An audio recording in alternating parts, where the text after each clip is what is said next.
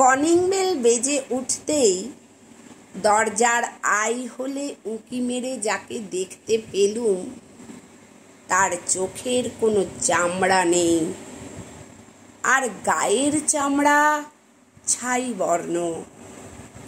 চিনতে একটুও অসুবিধে হলো না, কেননা এর আগে আরও 7-8 বার এই লোকটিকে আমি দেখেছি।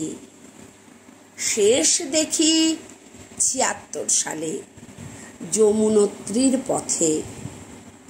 আলগা একটা পাথরে ঠোকর খেয়ে আমার ঘোড়াটা যখন খাদের মধ্যে পড়ে যাচ্ছে, সামনের পাহাড়ের চূড়ায় তখন ওকেই আমি দাঁড়িয়ে থাকতে দেখেছিলুম।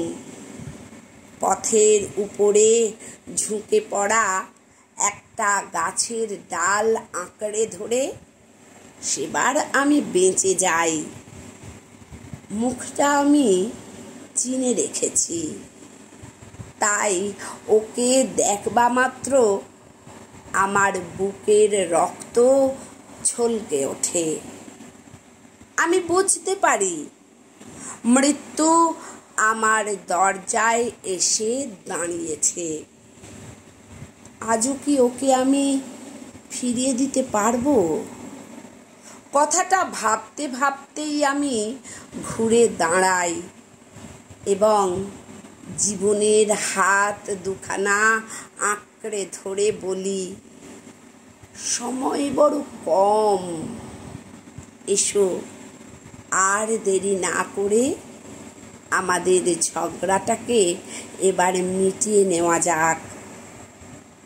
জীবন বলতে যে ঝগড়ুটে প্রেমিকার কথা আমি বোঝাচ্ছি, স্পর্শ করবা মাত্র তার মুখের উপরে এক টকটকে রক্তাভা ছড়িয়ে যায়, আর চোখের তারায় ঝিলিক দিয়ে ওঠে ভোর বেলাকার রহস্যময় আলো।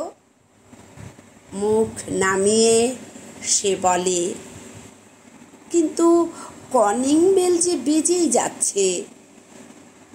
তৎক্ষণাৎ তার কথার কোনো জবাব আমি দিই না।